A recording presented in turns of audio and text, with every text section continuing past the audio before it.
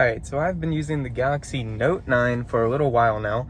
I was in the market for a new phone and, kind of on a budget, and just the features of new phones have been, it just feels like phones have been losing features over time rather than gaining them. And so with a little bit of research, a little bit of time spent, I was looking for the type of phone that would have the features that I wanted. And I came across the Galaxy Note 9. Came out in 2018, but it's actually kind of a perfect phone for people that are similar to me in what type of features they want. And so it's actually kind of great. I've been daily driving it for a couple months now, and it is a little odd to use an older phone, right? There's some downsides to it, but there's a lot of upsides. And I think a lot of people think oh, they have to go for the newest. They have to go for the newest, best phones, You can't settle for anything less. It's 2023, you want to get that, S23, or you want to get the, it's the iPhone 15 now, right? You gotta go for the highest. But I don't see the value proposition in that right now. It feels better to go back a couple years and get a phone that has better features, in my opinion. And so in this video, we are going to go over the features that this phone has and why I think it's actually still a good phone to use in 2023 and probably more years to come. I'm gonna make use of this thing. So let's get started. And make use of it I did. I've been using this phone for a little under a year now. I recorded that intro to this video back in 2023, and as you know, we're in 2024. And I feel like I have waited long enough and used this phone for long enough that I can kind of talk about my experience with it, kind of a well-rounded review of my experience with this phone and why I think that it's actually still a pretty good value proposition to get a Note 9 or, an equivalent older phone in 2024. And so yeah, I say let's get right into it.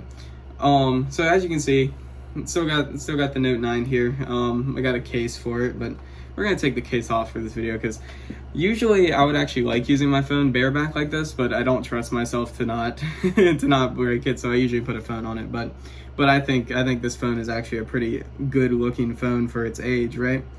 And so this phone, like I said in the intro, I think it came out either 2018 or 2019. I'm not 100% sure. I think it's 2019. And it's still a great phone today. And so I've been using it for a little under a year now. And I wanted to talk about the features of this phone that is better than phones of today, right? iPhone back in the iPhone 7 days, removed the headphone jack. And then Android phones followed, soon after removing the headphone jack, and phones have just been getting away from having good features like that. It feels like phones these days are just losing features instead of gaining them. But this phone, I believe the Galaxy Note 9, in my personal opinion, is the last good phone, and I will stick to that. I will stand on that forever. I think this was the last good phone ever made. It's the last phone that had good features. This phone has a headphone jack, it has USB-C, it has a great screen, it has a fingerprint sensor, it has expandable storage, it has everything that you would want in a phone and more. And so I wanted to get into some of those things in particular and just kind of show why I think it's better to go back a little bit and go to something like the Galaxy Note 9 instead of going for the newest and greatest, right? And then I'll probably get into some downsides, because whenever you use a phone like this, there will be downsides. There's no phone that's out there that's perfect. Nothing is perfect, and going back a little bit is a good idea for some people, and it was a good idea for me, but it might not work for everybody. So I'm going to get into the pros of doing this, and then I'll get into the cons of doing this a little bit later. So let's jump into the pros. I know I kind of rapidly listed off some things that I thought was good about this phone, but I want to go into every one very individually, right? So I think the first thing I'm going to talk about, as you can see right here and up there on my projector screen, the fingerprint sensor that is on the back of this phone. I moved from using an iPhone 11 to the Galaxy Note 9. And it was really cool to go from using a phone that used Face ID to a phone that uses either Face ID or fingerprint sensor. I opted for the fingerprint sensor, 9 times out of 10 over Face ID. And here's why. Having a fingerprint sensor on a phone is so quick. I barely ever saw the lock screen of this phone. Here it is, but I barely ever saw that screen ever. And the reason for that is because of this fingerprint sensor. And I know some people prefer the fingerprint sensor under the screen. Newer phones have a fingerprint sensor that's under the screen where you just you put your thumb on it and then that unlocks. I actually prefer the fingerprint sensor on the back, and here's why. Whenever your phone's in your pocket, right, and you put your hand in your pocket to grab your phone, my index finger, the one I use to unlock the phone, automatically kind of rests right there where the fingerprint sensor is. And so I reach my hand in my pocket and then pull out the phone, and by the time that I have my phone pulled out, it's automatically unlocked. Something like having facial ID, you have to pull the phone out and then you have to look at it so that it recognizes your face, and that takes longer. Or having a fingerprint sensor under the screen, you don't really grab your phone like that when it's in your pocket, so usually people pull it out and then put your thumb on the screen and that unlocks it. But with having the fingerprint sensor on the back, you reach in your pocket, your index finger already grabs there, and then it's already unlocked by the time you get your phone out of your pocket. It's super fast and super nice. And so that's probably just a personal preference of mine, but it was something that I kind of found surprising, was how quickly I could unlock this phone and just get straight to using it, and how much I just never saw the lock screen, right? I was trying to show you the lock screen and then I actually unlocked the phone. So that's how it is, right? And so I think the fingerprint sensor on the back of this phone is great. I prefer it like that. And I know that, now that I think about it, I know that there's some phones that have the fingerprint sensor in the power button, and that'd basically do the same thing. I feel like people probably grab their phone in the same way where they automatically rest on the power button, and that would be good. But for phones that have the fingerprint sensor under the screen, I feel like just having a fingerprint sensor in the back is the better way to go. The next thing I want to talk about is having a headphone jack. So this phone, as you can see, has a headphone jack. And I thought that it was a great feature, but I thought it was something I wasn't going to use very much, and actually used it a pretty good bit. I'm an IT guy, and so there's been a couple times where I've needed to test speakers, and being able to plug a speaker directly into my phone, play some music, and kind of test them out was amazing. And it was something that after using the iPhone 11 or whatever, and seeing phones go in the direction of not having a headphone jack anymore, I thought I was never going to have that experience again. I thought I would have to bring a laptop or a desktop or just use Bluetooth speakers. But being able to plug into my phone just quickly, just plug straight in and just test speakers was amazing. And so for anybody that uses headphones that are wired, because I know there are people that prefer wired headphones, a phone like this is great, and newer phones just aren't that good for that. You can get little dongles for a new phone to where you plug into the charging port and then still use audio, but then what if you want to charge your phone while you're listening to music or however? It just doesn't make much sense anymore. And so I was surprised at how much I actually used the headphone jack on this phone, and how good of a feature that is, and just realizing how kind of sad it is that the phones have gotten away from having headphone jacks. It kind of sucks, Another thing that I made good use of with this phone was the expandable storage. So in this, I have a pretty decently sized SD card in there, and so I've never had to worry about storage at all. Anytime I take a photo, I just have it uploaded to the SD card, and then boom, it doesn't affect my internal phone storage, and then I could always take that SD card out and put it in a laptop or something if I wanted to move the photos over. It's super convenient and super cool. I understand why phones nowadays don't have the SD card slot. They want you to buy a whole new phone if you want to upgrade your storage, but that's super anti-consumer. I think it's better to just buy a phone that's if I want to put a terabyte SD card in this thing, then I can. There is nothing stopping me from making this phone have a ridiculous amount of storage, and I think that's awesome. Obviously I didn't put a terabyte SD card in there because I don't need that amount. But just having the option as a consumer to do what I want with my phone is something that is amazing, and it just kind of sucks that the trend in the market and the trend in this field is that phones just don't have that many options nowadays for what you can do with them, and that really sucks. Talking about options, another thing that I used a lot with this phone is the S Pen. This is actually super cool to be able to be in like a meeting or something, pull out the S Pen and it auto opens this notes app, so you can just kind of write down, and then it saves it, right? Anything you want, you can write down and save it, and it's just super quick. As soon as you pull the pen out, it opens this app. And there's more stuff that you can do with this. Obviously, you can draw if you want to. If you are somebody that's very into art, you could draw on your phone, and having a stylus, like an active stylus like this, is so much better than any other option for that. I used it a lot for like quickly doodling on photos. So if I was like sending a screenshot to somebody, I could draw like a circle around whatever I'm trying to show them and then send the screenshot.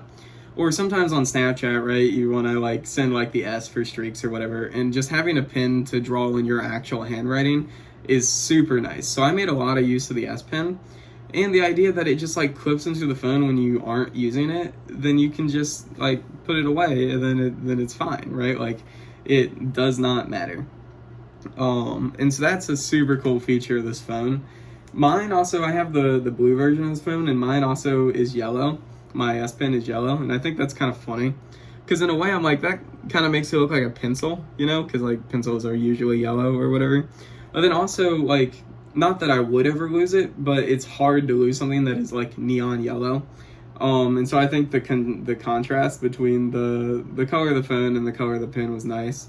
I know some people didn't like that, but I was actually a fan of the color of the S Pen, especially when you have it put it away. Then it's like you don't even know what color it is, and so like, why does it really matter? And so that's what I think. Another great thing about this phone, I have so much to talk about. I could talk for days about how the Note 9 is a great phone. It's going to be hard to show on camera, especially with all the different saturations, right? Like, you can see whenever I put it up, the scan lines on my face probably, because of the difference in refresh rate of this screen and that screen and the screen in front of me comparatively to my camera. It's gonna make the lighting look weird, so I can't really show you very well how good the screen looks on camera, but you just gotta believe me, this screen is actually amazing. It's an AMOLED panel, I'm pretty sure. And that's super cool. It's Samsung's good screen technology, and it's actually curved. You might be able to see that. It's curved over the sides. It is a great screen. And actually, I run mine in a lower resolution just to save battery. And so I've been using this phone at 720p because it doesn't bother me, but a lot of people it does bother. And so this phone can go up to 1440p. And I think that's super cool for watching videos or whatever, and having that like inky blacks of the screen. You can see there on the always on display how dark the blacks is of this phone, and it just makes like watching movies or whatever super cool. I'm a big fan of it. And it's a large phone, and it has a large screen. And the speakers are pretty good too. It has the standard, like, you know, the front facing speaker there, and then the speakers on the bottom. But I would constantly just listen to music just out of my phone speakers. They were super good, and it was very good for like watching movies or whatever. But I'm the type of guy that likes to listen to music in the shower, and so I'll just like set my phone, you know, outside of the shower somewhere. And the speakers were good enough that I wouldn't hear it well over, you know, the sound of the shower and the fan running in the restroom. This phone has good speakers in good screen, and I think it even holds up comparatively to like a screen and speakers on newer phones. You know, I've definitely used phones that are newer that has way worse speakers than this. They also have a decent amount of bass for what I like. I know I've used a couple iPhones that's like, oh, that doesn't sound as good, and they're newer iPhones than this. And so I think that's pretty cool. Yeah, so the screen and speakers is amazing. And so basically those are the features of this phone that's really good. The only other one that I might make a little note about here is that this has a particular way that it does like tap to pay, and so it uses a different mechanism for it. it like emulates a like a card swipe. I'll put a link in the description to what that technology is, and if you had more questions about that, you can look there, because unfortunately I don't know much about it, but I know that there is a very particular technology that they used with this phone that has some upsides comparatively to newer phones that use tap to pay. And so if you're interested in that, take a look in the link in the description that I put for that. Anyways, let's get into some downsides, because using a phone this old does have some downsides. And personally, I thought that the upsides outweigh the downsides, right? I used it for a little under a year, and had a great experience. But I know for some people, there are some features that they're going to want to be a little bit better, and that only newer phones can supply. So let's get started into that. I think the biggest one, and the one that did kind of hinder me a little bit, is camera quality. So as you can see, maybe this phone's cameras, they're not super big and they're not the best. They record in good resolutions or whatever, but they're just not the sharpest, and the color accuracy just isn't there. And so it just wasn't the best phone for taking photos, and especially like zooming in. Doing any type of zoom just didn't work well. And being in an application like Snapchat, where you can do like, I don't know what the correct term for it would be, but when you can zoom in while recording a video, right? Kind of like an active zoom. And the zoom would be choppy. So while I'm recording a video, it would like punch in like that. Instead of being like a smooth, like, you know, zoom in and out, it would punch in. And it just did not look natural at all. And so if you're somebody that takes photos or a lot of videos, I don't think that the Galaxy Note 9 would be the thing for you. And so photos and videos, like, it's workable, it's doable. They're not like horrendous photos or anything. It's just, if you're looking to do that a lot or care very much about camera quality, then I would not pick up a phone this old just in general. You would probably go for something that's a couple generations newer than this, to get some good like photo and video quality. Some other things that isn't great is this phone is running Android 10, or at least mine's running Android 10, and it does not get newest feature updates for Android, and it does not get security updates anymore. And so that is actually the reason why I am switching off of this phone, is because I don't mind to use an older version of Android, but I definitely need a phone that has security features. And I know there's a way that you can probably flash this phone and put a newer version of Android, or put a custom software that would be safer or whatever. But I do not have the time to do that, and so I decided that I'm just going to switch off of this phone after using it for a little under a year. And so, but it's not too bad of an experience. It's just there's some things that, you know, you'd get with newer versions of Android that is not on this phone. And then over time, applications start to not support it as much. I didn't run into like very many problems with applications not supporting this much. The only app that I actually had any issue with was YouTube, and I don't know if that was specific to my phone or if that's just a thing that happens with older versions of Android. But YouTube, I could watch videos and do everything perfectly fine, but if I would go to comment on a video, my keyboard would get stuck. And by stuck, I mean like it would get stuck. Like I would go out of the app and the keyboard's still there. I would tell it to close the keyboard stays. I would turn off the phone, like turn it off, and the keyboard would still be there when I turn it back on. And so the solution was actually just to turn it off and on a ton, and then it would eventually go away. Or you can just reset the phone, you know, turn it off, turn it back on. Those fixed that, and so that was the only application that I actually had an issue with as far as that goes. But otherwise, apps worked fine, but it just doesn't get the newest and greatest features as far as the software goes. And so if you're okay using an older version of software like I was, then you'll be perfectly fine. But if you're looking for those newest and best software features that come with like Android 13, Android 14, or whatever, you will not get it on this phone unless you find some sort of workaround to install a newer version of Android on it. And so I decided that I was going to switch off of this phone because I want a phone that has security features, because I am the type of guy that likes to bank on their phone. I like to do my banking and monetary stuff on my phone just because of how convenient it is. And I didn't want to keep banking on a phone that did not have security updates and could be vulnerable. And so that is something to keep in mind. If you bank on your phone, if you want to do most of your banking primarily on your phone and not just through a web browser or whatever, it probably isn't best to go for an older phone without security features, because you want that security so that you don't get hacked, you don't lose money. That would be bad. And so that is the only reason that I switched off of this phone, or that I am switching off of this phone, is because I want security features. But otherwise, I was perfectly fine using Android 10, and I think other people would be fine with that as well. Another downside is this phone doesn't seem to have as good of battery life, and I don't know if that's because my model hasn't had their battery replaced in a while, and so it could be just that my model's battery has dwindled over time. So I think that's some of it. But I also think that phone's battery life has gotten a little bit better over time, and so a newer phone would have slightly better battery life. But I don't think that it's noticeable enough that if you're looking into getting a phone like this and you want to get a phone like this, I would not get it because the battery life isn't as good. But I think it's just something to note that my specific model here, the battery life is not as good as a newer phone would be. But it also might be worth it to just buy one of these phones that have kind of a dwindled battery, then replace the battery on it. The battery replacements for these is super cheap, and you can do it yourself. You just gotta pop the back off. I mean, you gotta use like heat guns or whatever and pop the back off, replace the battery, and get a new back, and it'd be perfect. That could be a good way to save some money. If you're on a budget, then you get a phone that's perfectly working other than the battery.